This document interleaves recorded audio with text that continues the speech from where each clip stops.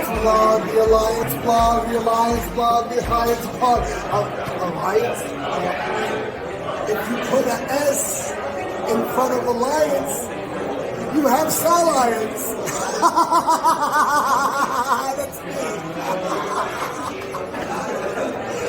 We hate it! You already know who it is. It's the radioactive pop with Danny Limelight, United Wrestling Network World Heavyweight Champion. And make sure you tune into the Alliance blog every week. You heard it here first. Straight from Pop. Hey guys, check this out. I am officially now sponsored by Dubby. Dubby is a clean energy drink made to give you focus with no crash. If you guys are like me, you're always needing a burst of energy, especially with one with no crash. Dubby contains vitamins, amino acids, a nootropic, and 150 milligrams of caffeine. It keeps me awake with no jitters, guys. Check it out. Merch link is in the bio. Dubby. All right, here we go. All right. So, first of all, nice to finally sit down with you. Yeah. Shane, my name is Jay Cal. I'm from the Alliance blog. Oh, and believe it or not, met. Yeah, well, I think we have, but like I've been following your career for like goddamn ever. 2008. At least. Well, that's when we would have met. 2008, 9. Well, I was following you when you were doing stuff with EPW Perth back in the day. The tag team back then. This is more for the audio, anyways. Oh, okay. So, yeah. The visual, I mean. Good audio. Well, yeah, and actually, 2008, I met you and Mikey at a Hollywood taping. Yep, I remember that, yeah. And that was after the famous IHOP for breakfast. Because you could have pancakes for dinner. Yeah. Do you remember that promo? Maybe. Maybe. It was a long time ago. I remember what I said last week. That's fair. It was Was it the Disneyland having pancakes? It's something like what makes America great is being able to have pancakes for breakfast and IHOP, something like that, and we popped for you. Yeah. Because we love IHOP. Yeah. IHOP, International. So there's I think it was more of a Denny's guy anyway. You were, or you still are? I'm a make them at home guy. I'm a body guy now. Oh, I'm not 23, 22 anymore. That's true. Well, you throw the protein in there and get that all ready? Too much effort for me. Yeah, okay. I have my breakfast is Greek yogurt, granola, and like a bagel. I got protein and some carbs and like raisins and stuff. You look great. Whatever you're doing, keep it up. Yeah, well, helps. I'm not trying to hit on you, but if it happens, it happens. Well, yeah, I'm not going to say no. It's early. There's consent forms to be signed later. We're married men. We are. So it's okay. It's okay. It's not cheating if the wives know about it. It's July. We're okay. It's June. It's June. Right. It's June. I've been thinking it's June for the last 2 months. Because you're just really excited about tonight's show. That's it. I just been like amped for this the whole time. So let's talk about a little bit about Perth, EPW. Yeah. Like, I know that you started off there. Were you trained by David Storm? Yes. And David Storm, Tyler Jacobs, who was at the park, I think Carnage. And a few other guys around there not really doing it anymore. But what got you into it? What got you into pro wrestling? Action movies, man. Like watching action movies and Power Rangers. That's awesome. Jackie Chan movies were awesome for me because they're stunt shows. And pro wrestling is like a live action stunt show. I grew up wanting to be a Power Ranger, as most kids would, but acting and remembering stuff doesn't really go with me that well. So, yeah, wrestling was just a martial arts growing up, and as soon as there's somewhere to start training wrestling, I did it. So, the natural transition from action star to pro wrestler, I mean, fan of action movies to pro wrestling seems pretty easy. Yeah. When you were watching the movies, did you ever at any point think, hey, pro wrestling could lead me to where I want to be? Like, could that open the door for you? I think, so I didn't really, like, as a kid, I didn't really know what acting. I did, but, like, it was stunts and stuff like that. So I am where I want to be. Oh, perfect. You know what I mean? Yeah. As you get older, you can tell with like, a lot of wrestlers' careers, like, switching to acting is a good idea. If it ever becomes available, I'm down for it. I've been in a movie. Yeah. I've been in a movie in South Korea. I played a guy, I think his name was Mark Robinson. Mark Robinson. An old 70s, 60s wrestler. It was a biopic about Ricky Ozan. Oh, okay. And like his trainer and stuff like that. and I played the American, fully tattooed, in TMDK gear. Nice. Ezekiel Jackson played Bobo Brazil in it. Yeah, so we spent like a week in South Korea. This is when I was already living in Japan. Yeah. And I'd done a show, we did a weekend with a company in South Korea as well, for Chicken Mania.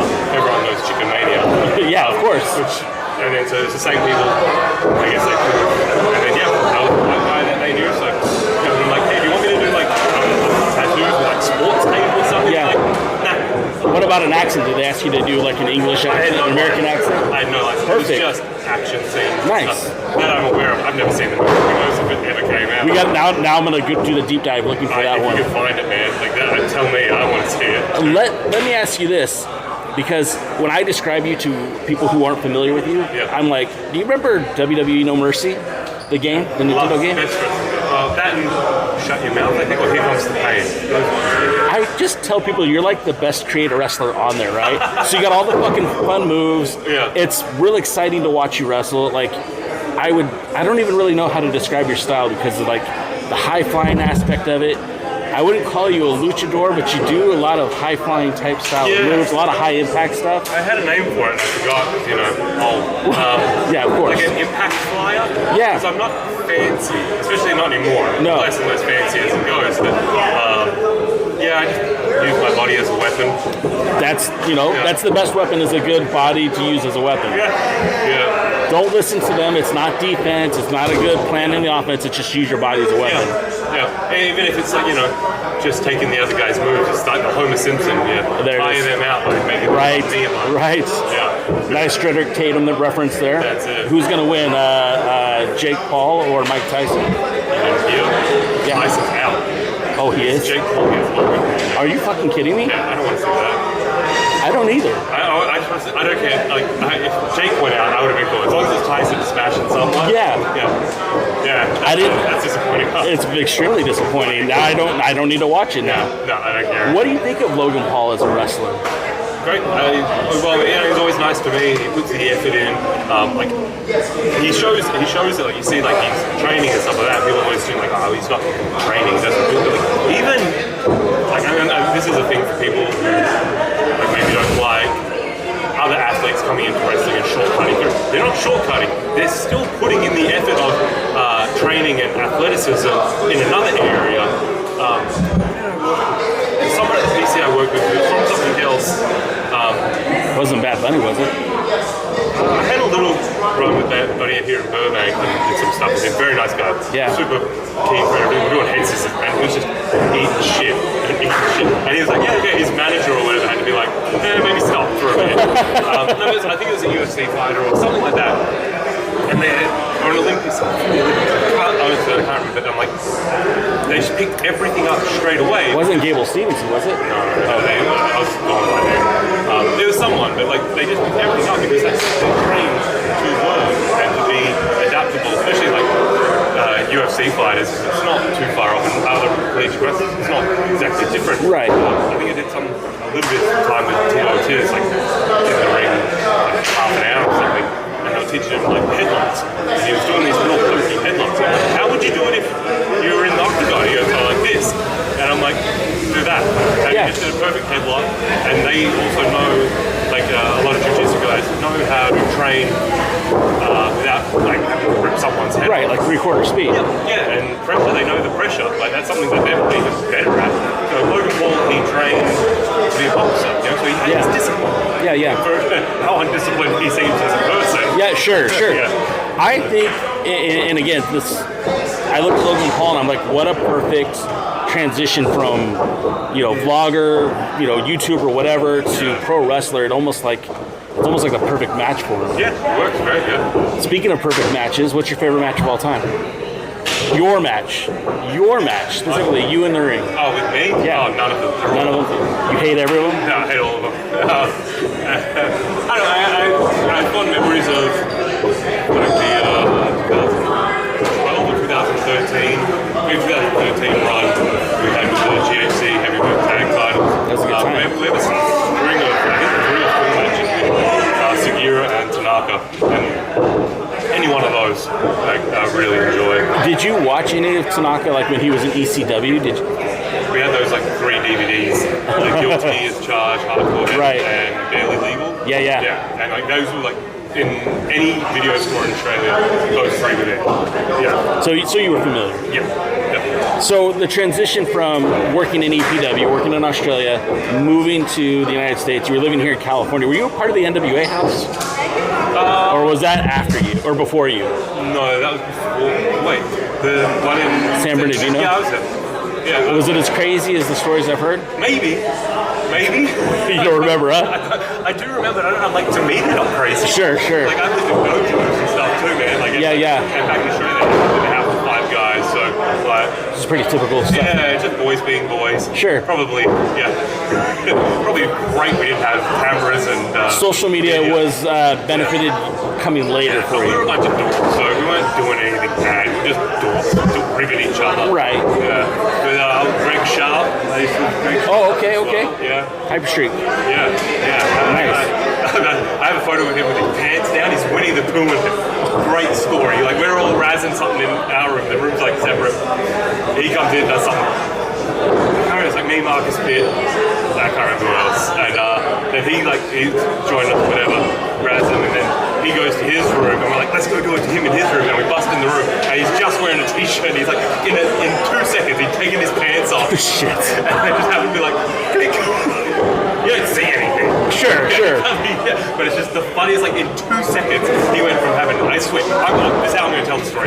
He had full lace-up boots, Right. knee pads and pants, and in that second, he's out of them. The kick pads, everything. Yeah, he had them all. You just tear away, you know? Tear away. But yeah, we used to have So some parties there. It's just a real good, fun, supportive place. And, people would come, like Chris Cadillac would come by all the time. Cadillac, good friend of mine. Love that guy. Great guy. Yeah. When you got here to the United States, how much culture shock was it for you? I mean, obviously, we speak mostly the same language, so that's really cool. The food isn't too, crazy. Just the portion sizes, I think, also were, and how cheap everything was. Because at the time, I think the Australian dollar was doing very well. Yeah. Even dollar for dollar, if not just a little over. But how expensive Perth is, especially now, which I don't know, to what it was to Americans. It was like a holiday, man. Like I'd been working for 9 months, and then I'd come here for a 3-month holiday visa and just hang out. Yeah. Like that. So I wasn't making any money while I was over here. Right. It was all about the experience, but the money that I'd saved up back home and taken my holidays and that year, it was so much fun. Did it open up the doors for you to get to Pro Wrestling Noah being here? That's in 2010 when we did the Harley race thing. Yeah. That definitely helped. But then having the confidence of Mikey and I. So how Mikey and I became a tag team was we were both coming back and forth from Australia to America. Yeah. And every time you'd go away for a while and come back, you'd start at the bottom again. And you're like, we'll find a spot for you. It gets tiring. So we were like, well, what if we just team together and then at least we have a friend and we're having fun. I know a lot of stories of people at no dojo, guys who go by themselves, they go crazy because it's what you hang out with. So that's one of the best cultures in wrestling is hanging out. Everyone getting along. It's great at the moment, especially compared to the old days weren't that bad, but these days everyone's so supportive of each other, so open-minded. Everyone's here to have fun and help. Me and Mike did have each other, and then we were like, let's go do this camp because we'd heard good things from other people about doing it. And then because we'd come through here and experience stuff together, we were like, whatever happens, happens. We weren't stressed about it. We weren't worried about anything. We stayed at someone's back. I had a little chalet for a month. We ended up staying for 3 months. We made Darren over there, put us up at his place with his wife. His wife and I had kids now. And we just weren't worried about things, but we weren't making any money. And then we did the high risk camp, and that wasn't that expensive when you look back at it. Everyone got us. Then it comes to the end of camp show, and you need to get $100, $150 worth of blood work and stuff. And we're like, no thanks. Yeah, and shit. they're like, you don't want to be on the show? We're like, we're okay. And then we were the only ones to get picked up from the NOAA representatives. That's awesome. Was that really hands-on with Harley, or was he just kind of there in the back? Or? Well, not hands-on. as he could, but he's still like, Yeah. he's got a wealth of knowledge. Like, you got to do this and this and that. He was there every day. Did you have a pretty good relationship Yeah, with him? great relationship. We like that, and because he was the first camp after his wife had passed, and she apparently did a lot of the organising for it. Okay. So the year before had like 80 people or something. That one had like 13 people. So it was grueling days. Like, Yeah. Not a lot of rest. Some people from no one came. I don't think anyone from New Japan came, and no one from WWE came. Yeah. So we told Harley, like, we're just going to go drive down to Florida and knock on the FCW door. And he was like, wait, I'll call them and I'll try to set something up. Yeah. And for weeks, he like called every single day, and then one day we were in the office with him and he got the call back, and it was a huge favour to him that they did this. They flew us over, put us up at a hotel. Nice. We did a tryout there, and flown back. Yeah, it was great. Never heard anything back. Sure. But I met like Norman Smiley there, Xavier Woods, Seth Rollins was there at the time. I think Roman Reigns, all those guys were there. So yeah, that was a great experience, and that was thanks to Harley calling every day and getting this, and that was definitely a favour to him because they didn't know who the fuck we were. Right. Yeah, That's pretty awesome. and then Harley came over to Japan for a short tour of appearances and whatnot. And, we went out with him a couple nights there, and he drinks. The rumors of his drinking insane. So Dave Marquez has told me a lot about Harley too, and the stories about him putting guys into cars, like literally putting them into the car. Yeah. I mean, it sounds like the guy was a prolific drinker and enjoyed the beverage. That was a great memories. So Pro Wrestling Noah, that's you and Mikey really kind of hit your stride. Yeah. You guys won the tag titles, I believe, twice, right? Yeah, 2 times. Yeah. And what was the experience like there? Because obviously, again, another real culture shock, Yeah, definitely. And I think we were a culture shock for them. Than they were, because they're so polite. You just go along with anything. But there was points when we were staying at the dojo, and we didn't have internet there and stuff like that the first few times. Yeah. We were the office had internet, and Ricky Marvin had a little iPad we could borrow every now and again. And we found there's a supermarket down the road, 2 train stops. Yeah. And we're like, cool, we'll go do that. And we're like, all right, told the office because the dorms was below the office. We're like, hey, just to let you guys know, we're going down to the shop. And they're like, do you know how to do that? Do you know how to do that? I'm like, I drive a car and pay rent back home. I know how to take a train. Yeah. I've done that since I was 10 years old. Sure. Yeah. And I don't think a lot of people want to mess with non-Japanese people.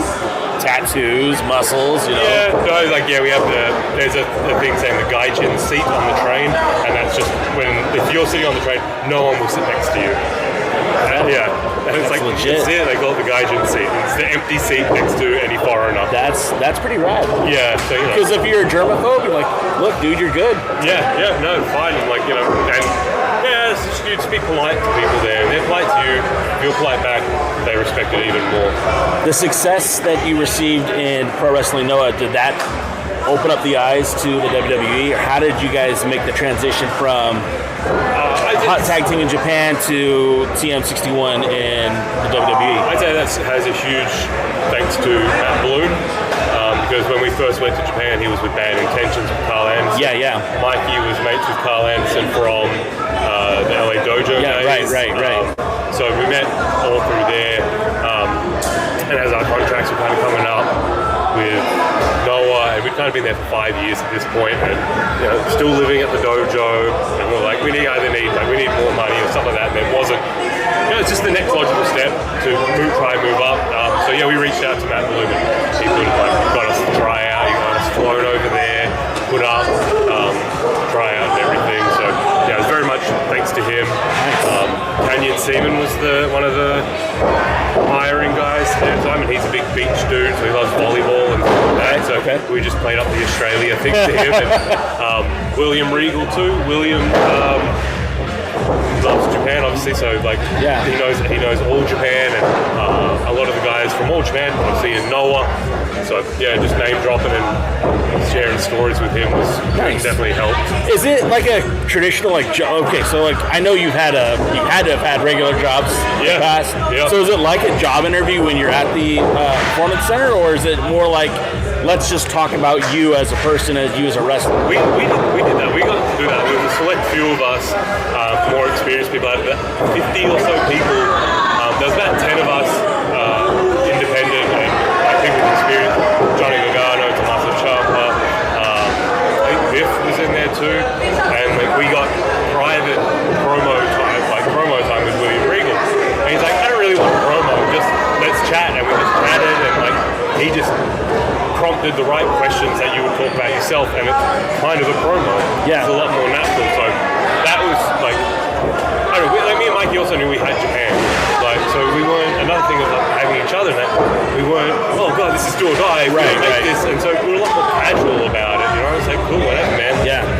Go do this, try it. I had a torn ACL at the time. I nailed it.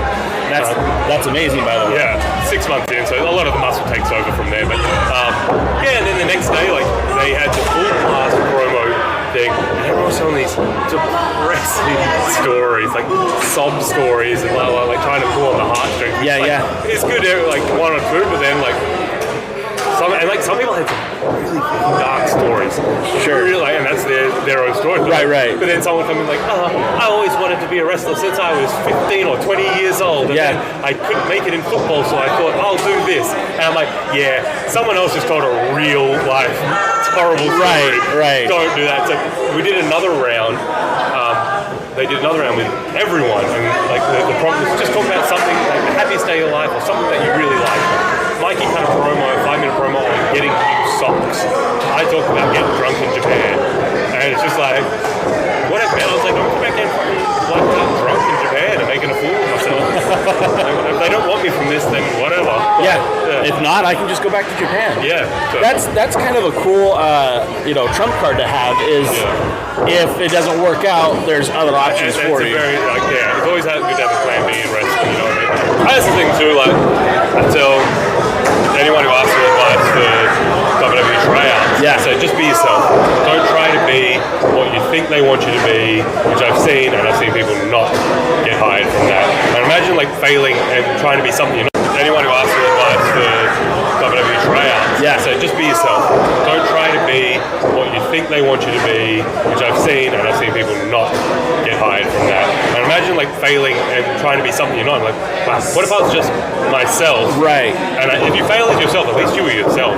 I think there's an idea this day and age now where it's like authenticity sells, right? Yeah, 100%. It always has. Yeah, well, I mean, we know it now. It's like it's in your face. Like, if you're not being Shane Haste, then who the fuck are you? You know what I mean? Yeah, fair.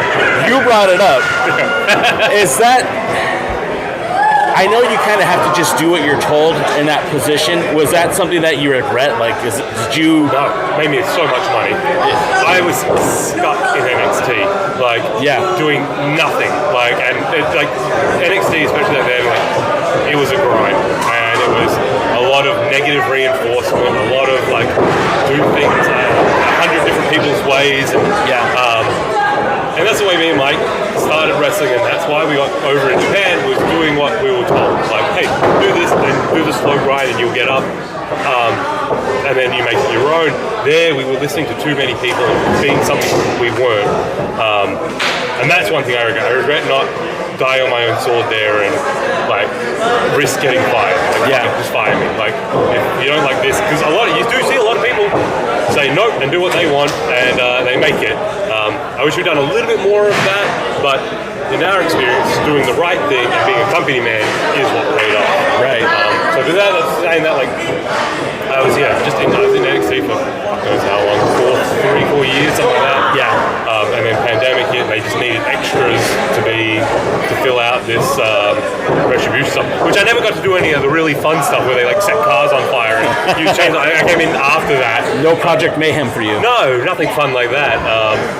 And yeah, I was like, whatever, because we're not given much direction with that at all. Yeah. There was just something like this. It was more like a trial and error, more like error and error. Right. Where we do like be like this. No, that wasn't it. Try something else. So we, at the start of it, we thought there was going to be like a lot of freedom for us, and it was going to be something really cool. And then it kind of got like it got worse and worse. Right. And I think too of it, like no one was, a lot of the top stars weren't there, so they were relying on this. As soon as they started getting like the travel restrictions off, and they started getting the top stars back, that went to the back, and they started pushing those guys again, which is fair. They're the top guys, they're getting paid more, you got to use them. But right. I don't like Retribution got me out of NXT onto the main roster, which it's just a lot of it's timing too, you know. Sure. What I mean? Like I remember one of the riders down at NXT was like, "Oh, I didn't know you wanted to go up to the main roster," and I was like, "I'll kill you." Yeah, right. Like, "Oh no, I just wanted to lose every single match." Yeah, for the rest of my life here. Which I mean, like, I'll do it. I don't give a shit. But like, yeah, I mean, like, look, there's a bit of pride, but at the end of the day, you're just getting a paycheck. You know, you're doing something which I presume you love to do, right? Yeah. Like you're not working as a fucking accountant. You know? That's it. Not in an office every day, the same place. Right. But yeah, NXT was fine. Like pandemic, like was kind of good. It was kind of relaxed. The place was very high tension before that. It kind of chilled it out. But yeah, then the main roster then started to do, because I did a lot of main events before that too. Like working. I think one of my first main events with a main roster guy was Shelton Benjamin. Yeah. And it was like a breath of fresh air, because NXT, especially back then, the Black Belt was just go. Right. I was working Shelton, and like he's the more of the baby face kind of guy. So I'm like, I kind of like, you're bigger than me, but like I kind of still got to put a bit of heat on you. I'll make it make sense. Yeah. And then like NXT style is go. Right. And I'm on him, and he's like, get off me. And afterwards he's like, dude, I'll selfie. Like, chill out. And I'm like, that's okay. That's amazing. We'd get all these like ex-football players and stuff like that who were told like, keep moving, keep doing this, and you run heat on me. You have to push the shit out. Right. Like, you have to stay on them. You gas. Everyone just gasses out. Yeah. So more power to the people who can keep up with that style and that. But then just wrestling, more pro wrestling, stuff like that. And then we did what we could with Retribution, and then that ended, and I was stuck in limbo. They had you in an Outback Jack type gimmick, right? So my Dijak would always just be like, just be Steve Irwin. Be what Okay. Be what the old man wants you to be. Yeah. And I'm like, you know what, like Australian. I'm like, no, I'm Australian, and that's embarrassing to us. Yeah. And I'm like, fuck it, Australia's not paying my paycheck. Right. Yeah. I want to make money, and like it's a fucking. And so I kind of blended that with more of a mine worker. So in Australia, especially West Coast Australia, we have a lot of mine sites and stuff like that. So that's why it had the blue. The shorts were the same brand that my dad used to work when he used to work on the iron ore company. So it was less of a Steve Irwin-y kind of thing, and more of like a iron ore country town kind of thing, which I grew up doing. Yeah. So I tried it, and it would have made money. I guarantee it would have made money. But they never really gave it time. No, it's just they had other things coming, and like we just got stuck in it. Like, oh, well, we're thinking these colors and that color. Like, we're talking about colors. What name do you want to have? And they're like, what name do we want you to have? Because they didn't want two Shanes. Right. And I'm like, call me whatever, man. Call me Jack Bundy or whatever. Jack Bundy? That's not a good name. I was like, Dundee. I was going to say, not Dundee. I can't be Dundee. You can't be Jack Dundee either. Yeah. But then you're going to cut my name in half anyway. And it doesn't matter. Like, I'm just here to have a good time. I'll make other people look great. And make some money on merch and shit. But, you just get caught up in that. As soon as you get caught up in that, you just get stuck. Yeah. When the call came and they said, all right, well, we don't have anything else for you. Yeah. How much did that hurt? It's fucking weight off my shoulders, man. Okay, like, because everyone at that time, like, especially this was coming to the end of the year where they'd already done so many layoffs. Yeah. It's just you're waiting every day. You're just sitting by the phone, like, it's gonna call. Yeah. And so it's just a relief, because like I was pretty miserable, and like you'll see, like you'll talk to them, they were miserable in WWE, making great money. Yeah. And you're miserable, and you're like, well, I can't walk away from it. Like financially, it'd be irresponsible for me to walk away from this money. Yeah. Getting to my mid-30s at the time, I'm like, I can't afford to walk away from this, because I know there's not this money anywhere else. At the time, there wasn't quite. So when they took the choice out of my hands, and I was like, all right, man. Like it was Johnny Ace, and I was like, no, I totally understand, man. Thank you for the call. Like Johnny Ace and I were always good together. I only saw him a little bit. But yeah, he's like, hey man, sorry, we just don't have anything creative for you. Which I always thought, like, well, I gave you creative ideas, so maybe you should fire the people who don't have the creative stuff. For but sure. They also do. Yeah. Those people, like. Well, I mean, so many good talents have been laid off even recently, and it's just you kind of wonder, like, obviously they know what they're doing, but at the same time, it's like I feel like they're missing out on a lot of people. There is, but then they've got a lot of people too. Like the PC, the NXT is full of like young new people, so I get it. You gotta get the old out and bring the new in. Like, and then they bring back the old though. Yeah, but I mean, like they're usually the older guys. Yeah. Who already have something like That's following. So I get it. Like I wasn't doing anything. Like it was obviously not my choice. I wasn't doing anything, so it's not hard feelings. The schedule you have now, you're working with New Japan Strong. You're doing a lot of indies out here in Southern California. Some indies in California. Book me, Jesus. Book them. Book me.